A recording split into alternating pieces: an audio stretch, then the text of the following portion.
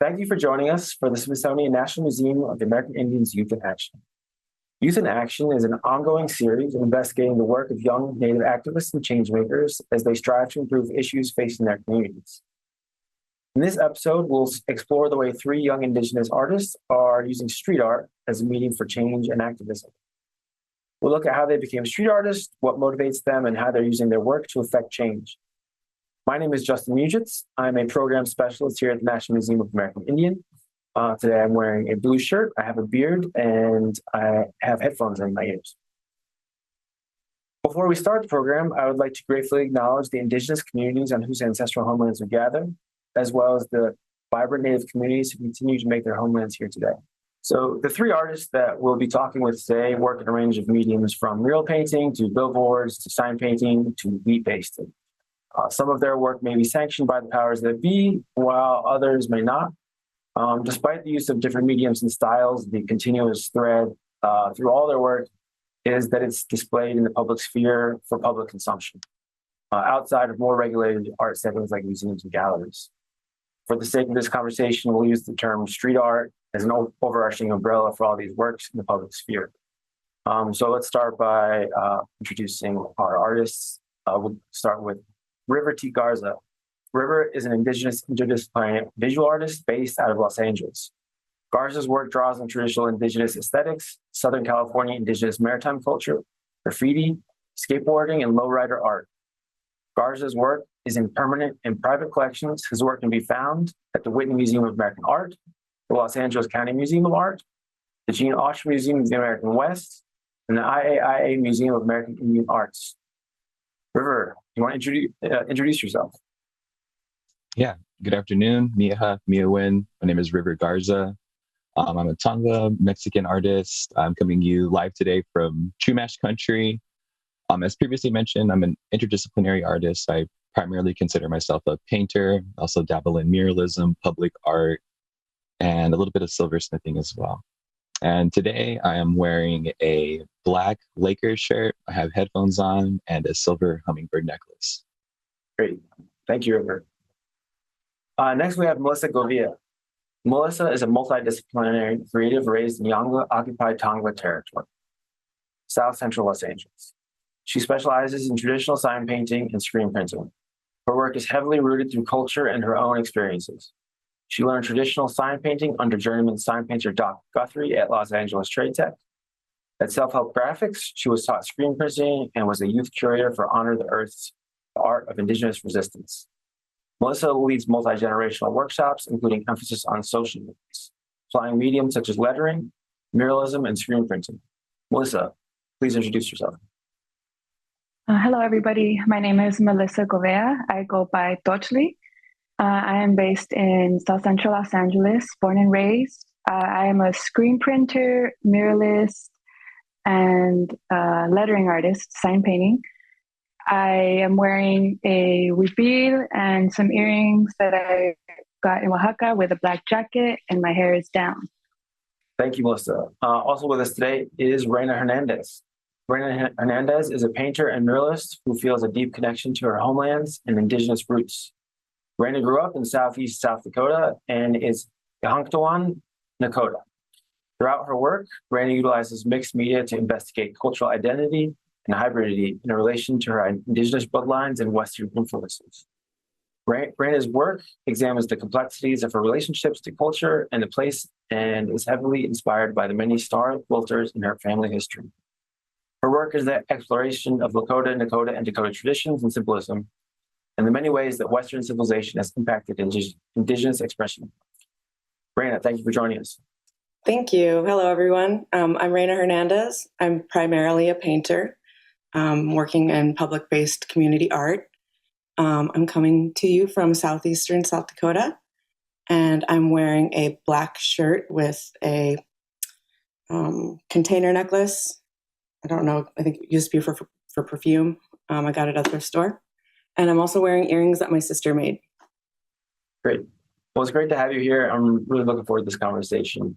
I think a great place to start would just be, how did you start doing work in the public sphere? How did you start doing street art? Why don't we start with you, Melissa? So I think my introduction to public art would have been when I was younger. I was a teenager. It was accessible to get markers and make stencils and wheat paste. It was kind of all around me, so I found it easy to just pick up the tools and start making my own work. It probably wasn't necessarily aligned in activism or what I do today, but that was the origins of how I came about it, just being around it and seeing it and trying it out on my own and just quickly picking up on it and not stopping. So I think it started in my teenage years and was really influenced by graffiti and wheat pasting and stencil art and banner drops, all of that stuff. That's kind of where I started. Awesome. Raina, how about you? I began this work in 2019. The painting professor here at the University of South Dakota, Amber Hansen, is my mentor.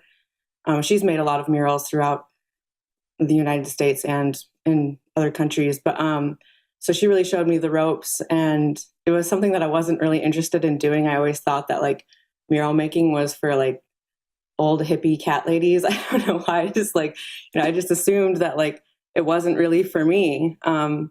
And then I saw the power of what it can do and what art does in public spaces, especially in terms of representation.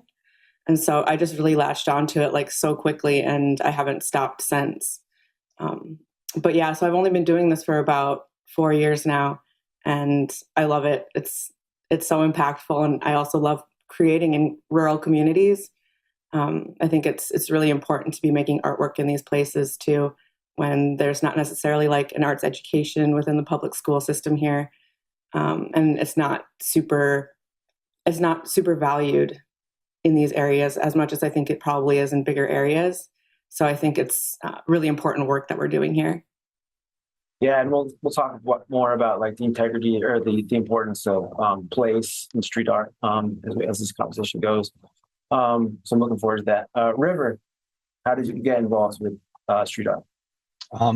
My trajectory is very similar to Melissa's. I began as a teenager, I think middle school to be exact, dabbling with graffiti and stencil making and making little bead paste and stuff. I think it was maybe just like the zeitgeist of the time. Like me and Melissa are similar in age, geographically grew up, similar place.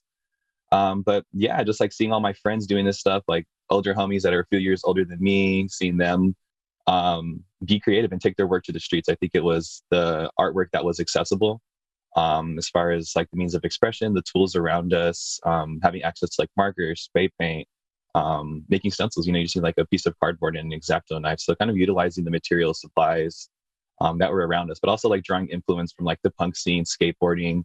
I think like graffiti and street art and all that really intersects those subcultures as well. So it was just really a big part of where I grew up. I remember seeing like one of my best friends, like his older brothers were in bands, seeing them make posters and t-shirts and stuff like that, and using the same materials that I use in the streets. So yeah, it started at an early age and has persisted throughout my life. Yeah, cool.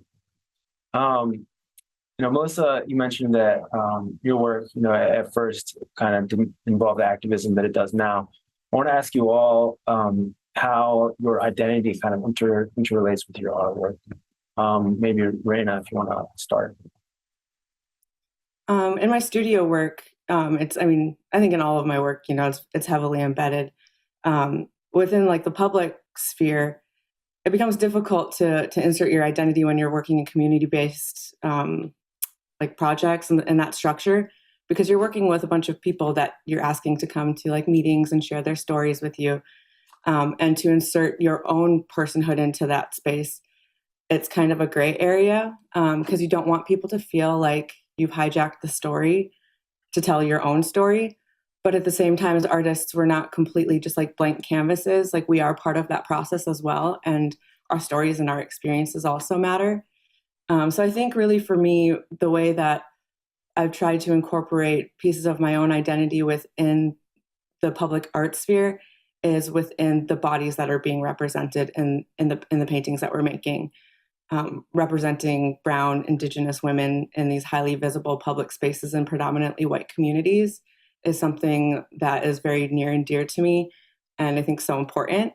But it's also it's part of my experience. I'm a brown woman existing in these spaces all the time. I grew up here, so I think it's impactful to insert our identities into the work that we make, because when we do that, it reads through to the viewer. They're able to get a sense of connection to what we're making because they're connecting to parts of us. For sure. Melissa, what would you say to that? Just to kind of add on, I do really agree that the community is the backbone of our artwork now. And it might not have been the case in the beginning. In the beginning, it was just having fun as a kid. And then when you get a little older, I saw, I had to kind of stop and say, okay, are these consequences worth it? What am I doing it for? Who am I doing it for? And I kind of just had to reevaluate all of that, and I was really into, I was organizing like as a teenager as well, from all the people that I learned that were around me. And so when I saw and when I learned how, for example, wheat pasting, political printmaking posters have been used historically, I saw the intersection between both of my interests. And once I saw the power of how you can reach masses of people, I saw this as an opportunity to intersect both lived experiences and the love of the art. And I felt good with how many people I was reaching out to and how many people felt seen, through these public works of art. And I think that was the intersection between taking it as something I was doing for fun to something that I actually see now as a responsibility. So I think that's kind of where I switched my priorities. River, how about you? Let's see. I think very similar to Melissa, like my early work. I don't know. I think I was definitely like when I was younger, I can speak for myself. When I was younger, I was definitely just like on some, just being a vandal, just catching spots, like having fun, like not really approaching creating art with any sort of critical eye or critical lens. And it sounds like cliche, but I would say it was really when I like was in college or getting near ending college, thinking about making art from like a critical and political consciousness and perspective.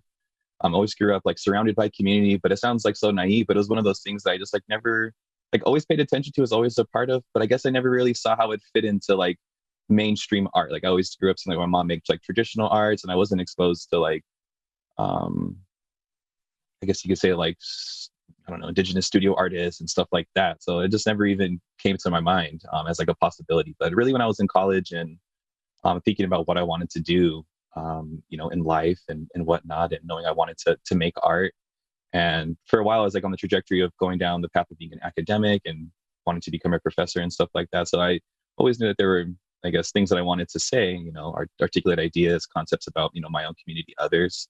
And I felt like there was a void of that in the academy, in the academic spaces. So I think like art was the means of expression that made the most sense to visually and conceptually articulate the ideas I wanted to talk about. So it was during that time, I think that, culture identity became a central part of the work. It became a critical to what I was trying to, the work I wanted to see, the work I wanted to make. It was really during that time. River, like when you're talking about like the things that you want to see that you aren't seeing, I think that I'd like to hear what you think about street art as a medium that doesn't have the bounds that traditional or more orthodox arts have. That you have that more free will to do things. Maybe River, if you want to start. Yeah, absolutely. I think one of the things that I think at first put me off of like traditional notions of art, like traditional studio art, is like the lack of accessibility. And what really drew me towards street art creating in the public space is this notion of access. I think it's incredibly important. Like I come from a working class, like blue collar background. So like the traditional like fine art, studio art spaces were not always accessible. It's the type of things that I saw on the street that made the most sense. Like seeing little like murals around the hood of important people, or I don't know, it could be anything, just like seeing like signs and stuff too. Like all those things really resonated with me.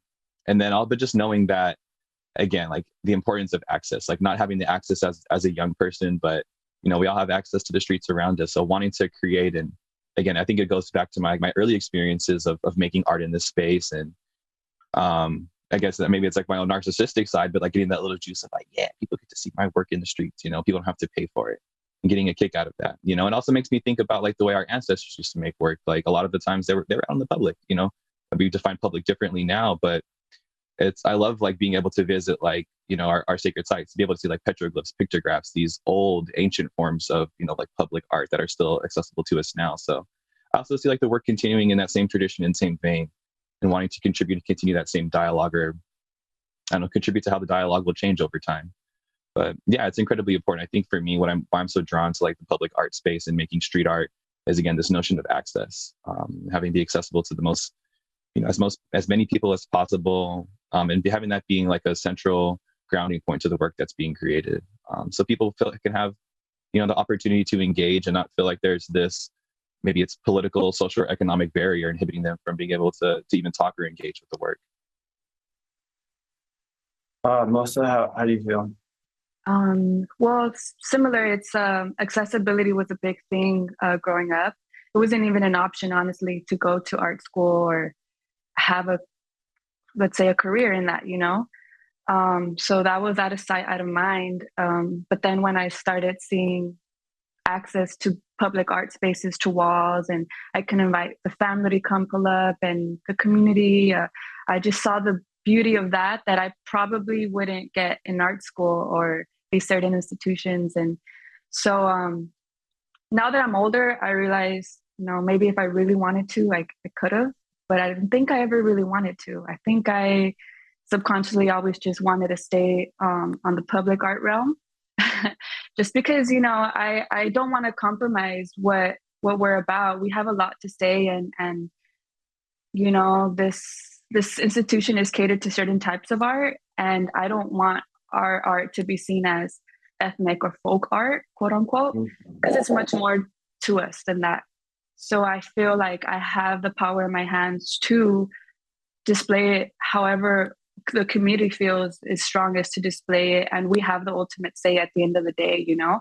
We're not going to be censored. We're not going to have other people tell us how our experience are. And I think that is priceless to me. So, you know, whatever route people decide to take, that's totally fine. But personally, for me, I think there's more good damage to be done with public art, and everyone could be felt seen and represented through that sense. And that's ultimately what I want to do as an artist, just represent people. So that's why I stick to the public art.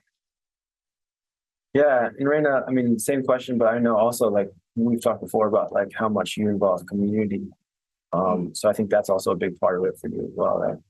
Yeah, it's huge. It is really important to engage community and to feel like you have a sense of understanding what community is.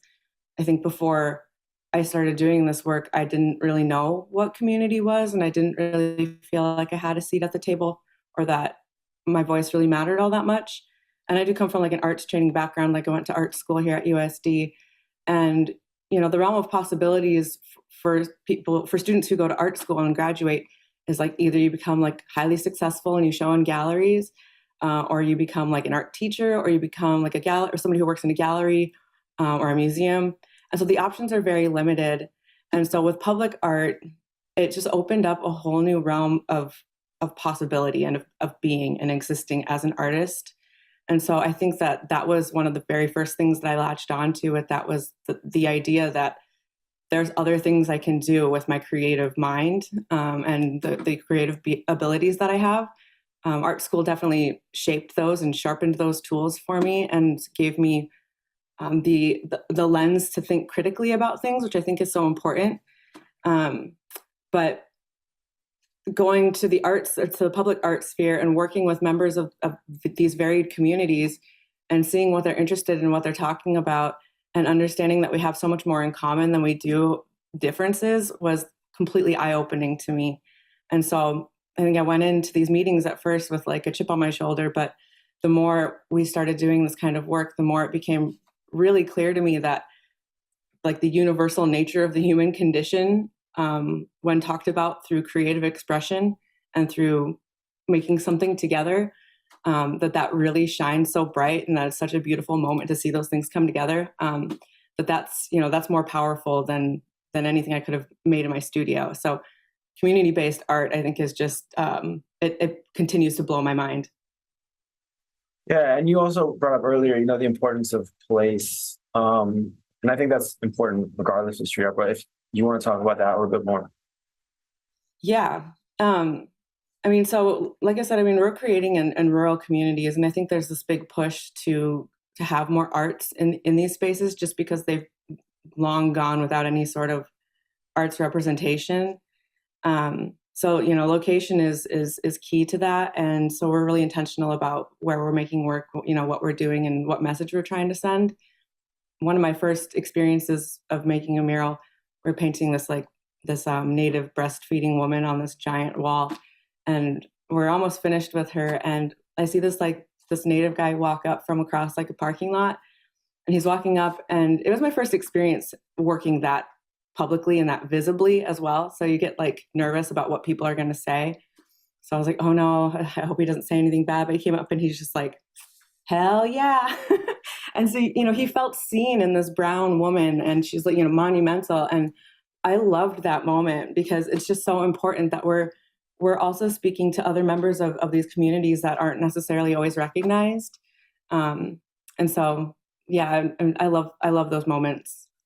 Yeah, I think that's one thing that's really cool about street art is that you can really you can see people's reaction to your work that you wouldn't necessarily I guess you could go hang out in a museum and check out people's reactions, but if you have a mural up, you can really see people's reactions to that work and see how it affects people, which is I think really special. River, yeah, how is this place important for you? I think the concept of place temporality is deeply rooted into my entire art practice. It's key. I think especially when it comes to the type of public art that I try to conceptualize and make. I like to try my hardest to be very intentional, be very specific, talking about my own tribe's politics, identity, sense of place, being. Because I'm fortunate that I'm able to grow up in the traditional homelands of my tribal community. So that's here in LA, right? And I think it's fair to say for a long period of time in the public space, whether it be through institutions or just out in the streets, there's not a lot of people talking about the Tongva, or Gabriel, identity, or seeing the visual representations of our community. There are a lot of the times they're painted by folks outside of the community and depicting, our people oftentimes in the past, these really archaic depictions of our community members, oftentimes situated in positions of subservience and things like that. So I think it contributes to the settler narrative, really.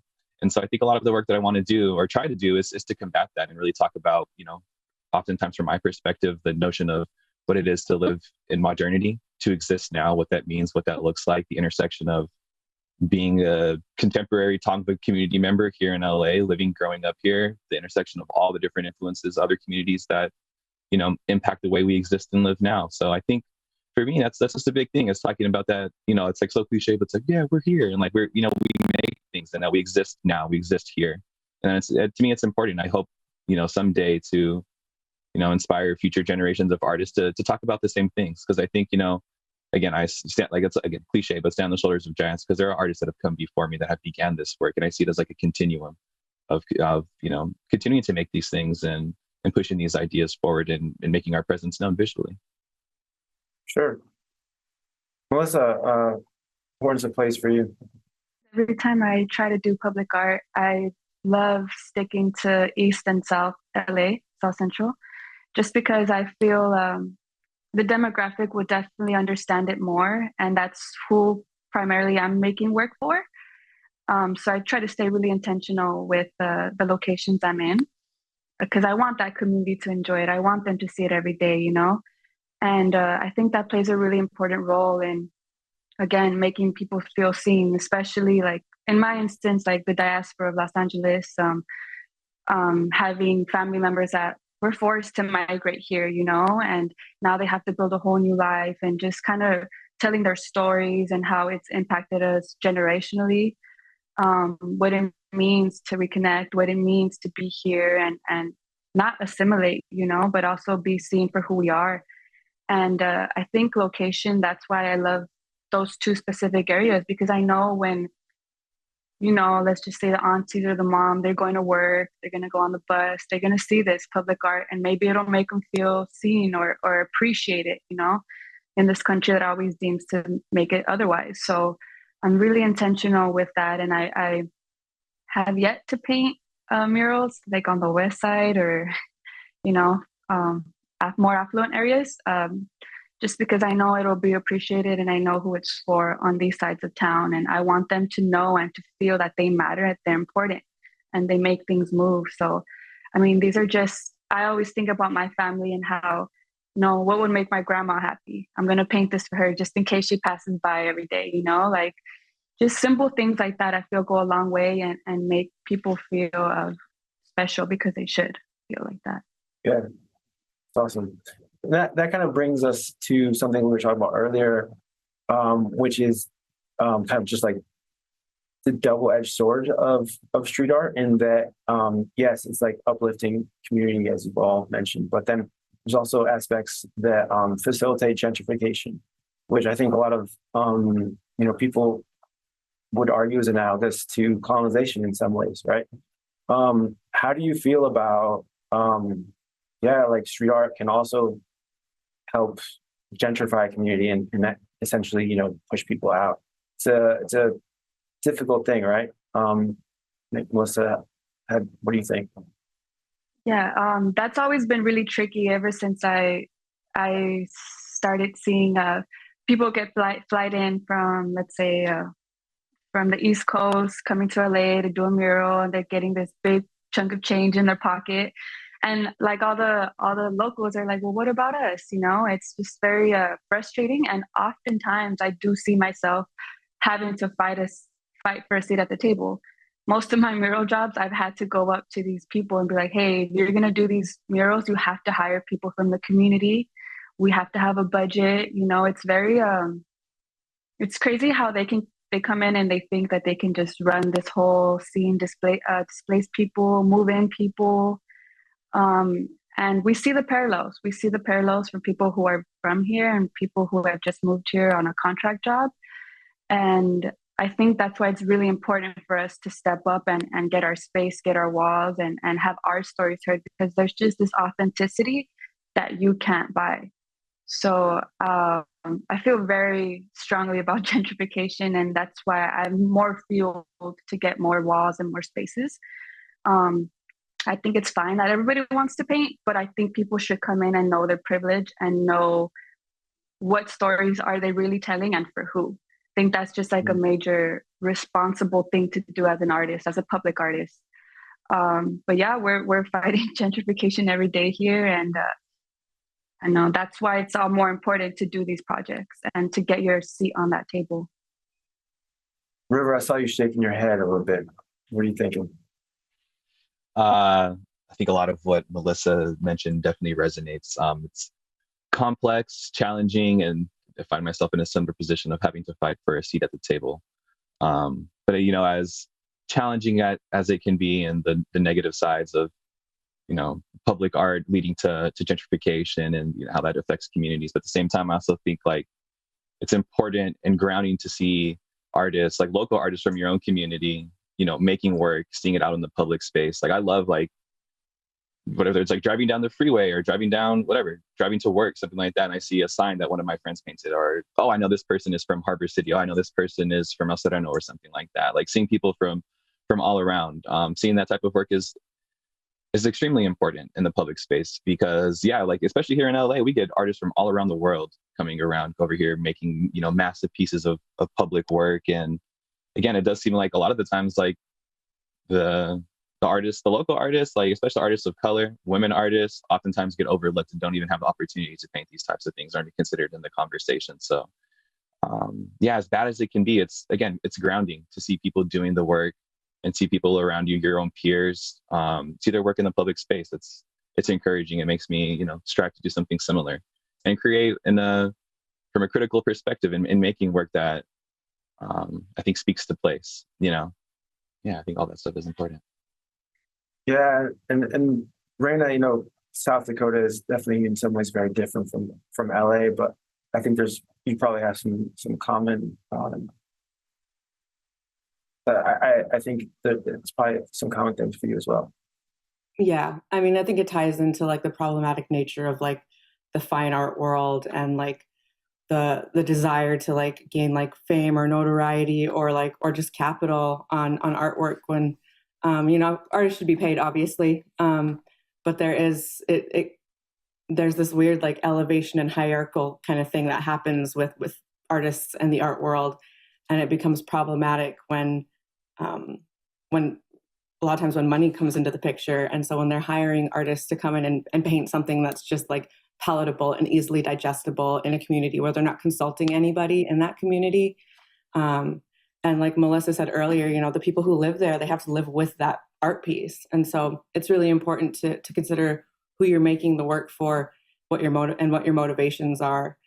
But yeah, it's problematic and super complex. Yeah. I want to touch base a little bit on kind of some of the work that you're working on now. Like, what are the themes that you're working on, or what's motivating you right now? Why don't we start with you, Raina? Well, right now we're working on a couple of projects. I work with a team, so it's myself, my twin sister, and my mural mentor, Amber Hansen. We're on the wall mural. And so right now we're working on a couple of projects. One is with high school students in the LGBTQ club here in Vermilion, South Dakota. And they wrote a grant. It was like the 50 grants for 50 states. It Gets Better Foundation. And so they got $10,000 to do something to represent their community. And they wanted to paint a mural in their high school. So they asked us for help. Their high school told them that they weren't allowed to paint indoors. So now we had to secure a location outside somewhere in town. But we really facilitated that project, helped them generate ideas about what they want to talk about through workshops and writing poetry and drawing and storytelling. And so now we're in the process of designing and trying to create some imagery with the students to paint up in a highly visible space in their hometown, which I think is such a meaningful and like, I love that like my first mural was here in my hometown. That was amazing. And so I think it's such an amazing opportunity and experience for them. But we're also working on a couple of other community-based projects where, we ask people to be a part of that process, and we show them our methods of how we make community-based work, and how we try to become part of the community that we're working with. We don't just want to come in and paint something up and leave. We want to get to know the people who are living there, and we want to think of creative ways of expressing basically the heart of that community with the community. So just a couple projects like that, essentially. Awesome. How about you, Melissa? Right now, I am in the process of starting a mural for a nonprofit. Their whole basis is wrapped around mental health for POC and just uplifting them. I'm actually going to go check it out after this call. But that's going to be another project where I'm going to start. And I'm really excited for that. I love touching on those subjects and just leaving a good impact for people who need it. And another project I'm really looking forward to around summertime will be like a cross-cultural exchange mural project with a collective coming from Colombia. And they want to do a mural here in Los Angeles with people who are from here.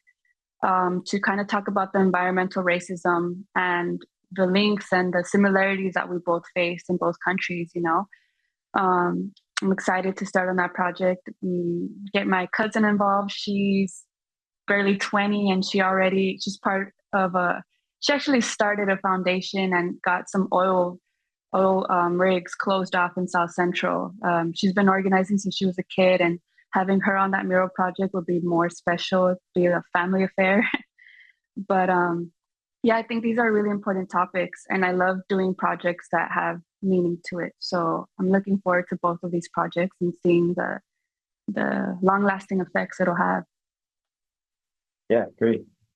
River, what themes are motivating you right now? I think motivation is definitely coming from the desire to reciprocate and teach knowledge, the things that I have acquired. I think I feel very fortunate and privileged that a lot of like my peers and friends have taught me a lot about muralism, sign painting, making public art. So I think I'm really in a space where I want to teach and kind of pass the torch a little bit. I mean, I still have projects in the works and things that I'm working on, but hopefully want to get the next generation of folks inspired and teach them the tools and the know-how, and kind of, I think, break down this barrier, or this perceived barrier of accessibility.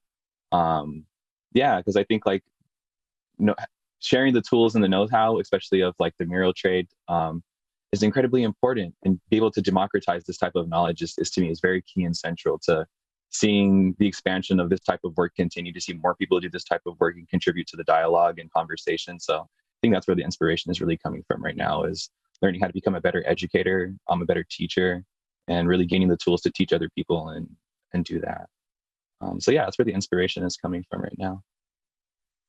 And as far as like projects, I got a couple things in the works. I'm helping co-design a mural to paint this water tower off the 710 freeway in Southgate, with another artist named Tetris. I'm still waiting for approval on the design for that. So that's been like a 2-year project. So I think working like in the civic and public space has taught me a new sense of patience when it comes to working with bureaucratic entities and folks at the city and state level. So working on that. Also have like another ongoing project with group of fellow artists, Metzley projects. We've been helping design permanent signage to install around the city that designate like different traditional place names of Tongva village sites. So that's another ongoing project. Still like in the manufacturing phase of like different signage and trying to get all those things nailed down, but that's in the works too. Yeah, and then a couple other things, but I'll leave it at that. Yeah, that sounds great. Earlier we were talking, and we're talking about how all three of you actually coincidentally have like Mexican heritage and kind of the tradition of muralism coming from Mexico, specifically like a lot from the Mexican Revolution, which was very indigenous in a lot of the spaces. And then Reina talking about Julie Baca. I just wondered if you all could talk a little bit more about some of your like influences, or like River, you were speaking about having, you stand on the shoulders of those who came before you. Maybe if you anything you want to like mention about that, go ahead, River. Absolutely. Thank you for giving me the opportunity to address this question. I love talking about this type of stuff. Yeah, I personally draw like a huge influence from, especially like the big three, the muralists like that were painting in Mexico during the time of the revolution. Those deeply inspire me from a conceptual and technical perspective. I think the sense of mastery that those artists had in particular is extremely profound. I know it draws like on the Western tradition, but I love to see the integration of Western art practice, norms, traditions, but also the integration of indigenous ideology, symbolism, and imagery as well. But also like the technical mastery is what really inspires me. Yeah, but then again, seeing how those generation of artists influenced painters, artists from the 20s, the 60s, the 90s, up until now. Again, I like this notion of continuum. Another like favorite artist of mine, Gerald Clark. He's a Kuya artist who's working now. Always brings up this notion of continuum, that we really like for many of us, and I view it the same way, that our practice is a continuum of what artists have done in the past, whether it's creating in the public space, in the private sphere. It's something that our ancestors have done, and I think it's something that we're going to continue to do. So I love the idea of continuing this practice that our people have done since time immemorial. But there's just so many different artists. I could sit here and ramble for an hour about who inspires me. But I really, as much as I draw inspiration from the past, I love looking in the present and seeing the people that are around me that are creating things. I'm surrounded by so many different talented peers. Like I've known Melissa for quite a few years now, and seeing, her growth as an artist is amazing. And to see other people around me too. I think really become comfortable and solidified in their practice and knowing what they want to say and what they want to contribute to, in this lifetime. And yeah, I don't know, it's just a beautiful thing. But yeah, I'm really looking to my peers around me for inspiration right now. Right now, how about you? Well, for inspirations, I always say like my mom and my dad. And I think that's, kind of cliche. A lot of people probably say that, but But honestly, my mom is a phenomenal star quilter, and my dad's always just been like super creative with things, and he would carve and make jewelry and stuff.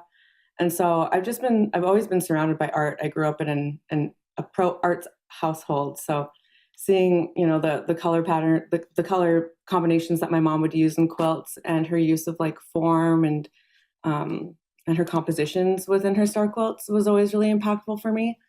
And then growing up and going to art school at USD, learning more about Oscar Howe and his impact on Indigenous artists was something that was really a profound experience for me. And so trying to follow in those footsteps of the long line of Indigenous creators that have inspired me, but also seeing it in our youth. I've worked at the Oscar Howe Summer Art Institute for a couple summers, and that's a camp where they invite high school students from around the country, Native high school students interested in the arts, to come and like spend 2 weeks here and make art with trained artists. So like Deani Whitehawk was here one year. Roger Brower was one of the printmaking instructors.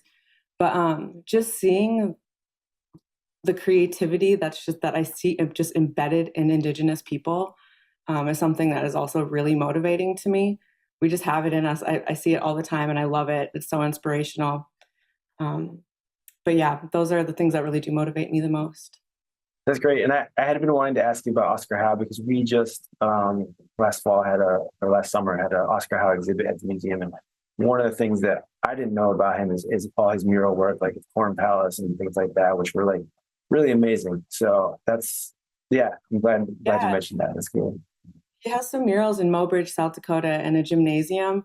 And so my mural team and I, a couple of summers ago, we were fortunate enough to paint a mural in a gymnasium in Wagner, South Dakota, which is the tribal headquarters of my tribe. And so following in that footstep and seeing like Oscar Howe's murals and then seeing like what we're doing, I think it's really cool to see how these like conversations keep moving forward and like in similar spaces. And the gymnasium aspect of that, going back to like location, people are going there for like a sports experience, but they're getting a fine arts experience when they're going there, and they won't even know. They don't know it until they walk in, and I love that. It's awesome. How about you, Melissa? My inspo is, well, taking it back to Los Tres and the impact that they had in Mexico after the revolution and how they brought that over here to America was definitely a big inspo. But one of my biggest inspirations, which she's often overlooked, she was around the same time as Los Tres. Her name was Maria Izquierda. She was actually known for her radical feminist views, for being vocal about what she wants to paint. She actually had a lot of self-portraits even before Frida Kahlo came in the picture. A lot of people believe she Frida took her style from Maria. And also learning how Maria was excluded from a lot of projects because it was given to Diego Rivera, or because of her statements were a little bit too out there.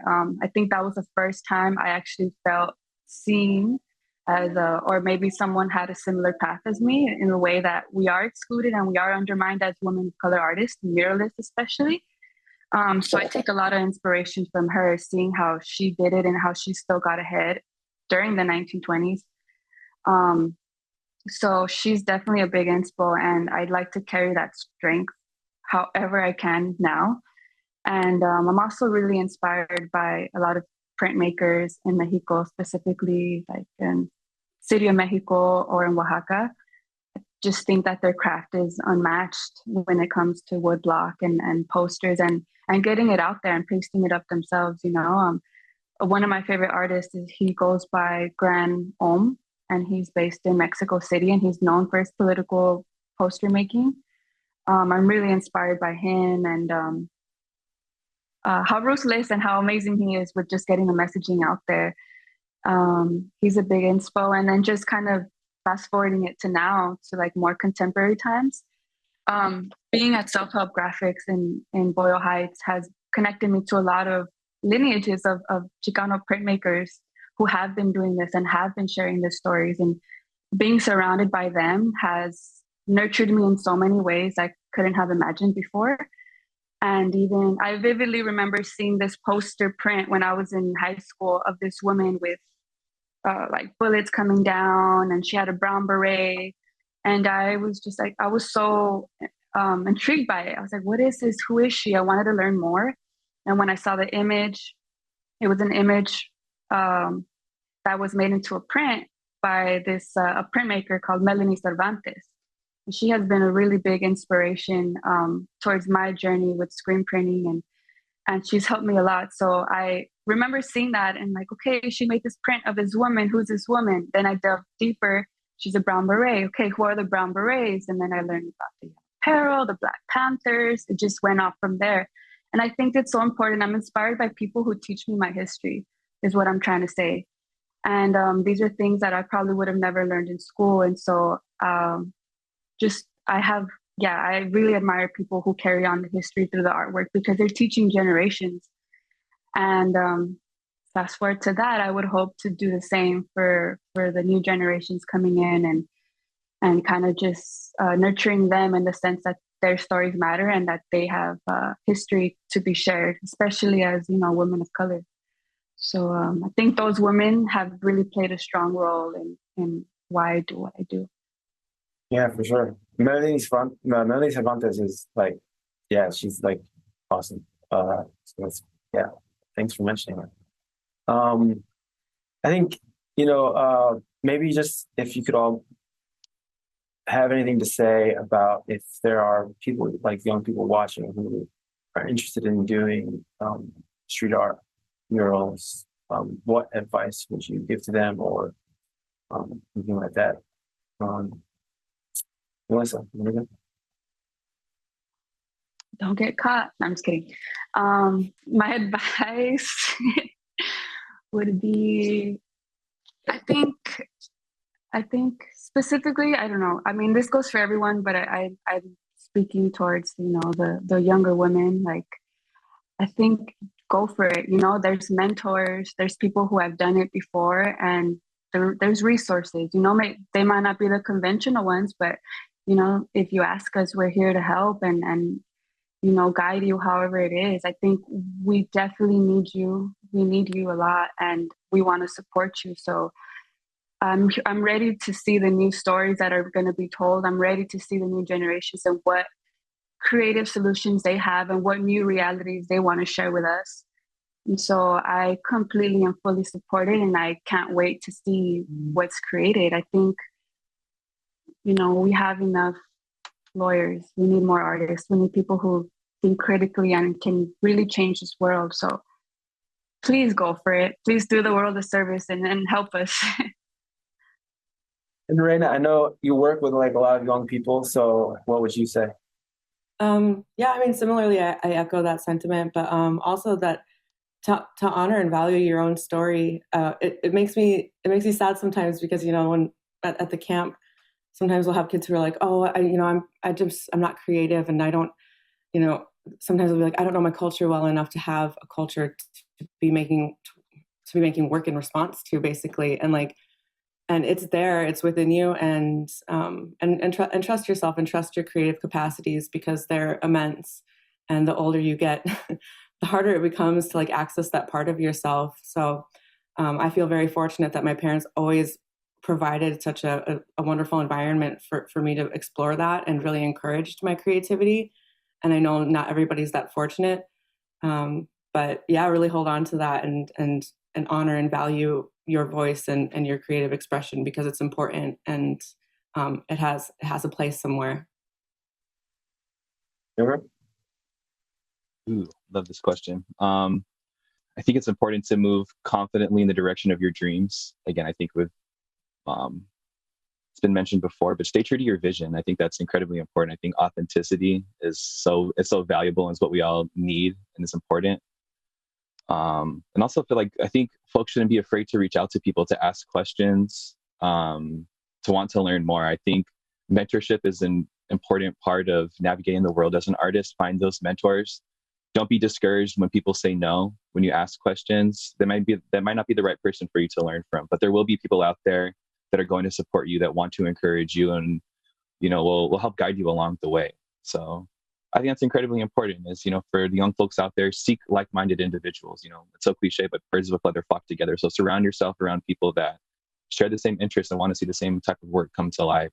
I think it'll just help, all of you will help nurture each other. But again, I think the notion of mentorship is really important. And even beyond that, I think like really ask yourself, why you want to do this, if this is something that you want to do, and be true. If this is something you want to do, you have to want to do the work when no one else is looking. I think that's really important too, is to approach the work from that perspective and move confidently. If this is something that you really want to do, if you want to make art, create public art, become a muralist, like you can do it. I think it's important to know that too. That for anyone out there, if this is what you want to do, you can do it. If I could do it, you could do it. It's so cliche, but it's true. You just have to want to, and be willing to make mistakes along the way. I've made plenty. I'm still going to as I move forward in life, as an artist, as an individual, and be okay with that. Learn from them. But again, stay true to your vision and then move confidently. I think that's it. Great. I could continue to talk to all three of you the rest of the afternoon, but I want to be respectful of your time and our viewers' time. So we're going to have to cut it off, but I really appreciate this conversation with all three of you. Thank you for joining us. I appreciate it. Thank you. Thank you. Thank you. So in addition, thank you to everyone that has attended and worked on our Youth in Action series and those that came for us to make this possible. This program is generously supported by the Coca-Cola Foundation. For more information about upcoming Youth in Action episodes, as well as recordings of previous episodes, and to explore other ways you can enjoy the National Museum of American Indian from home, visit us at americanindian.si.edu.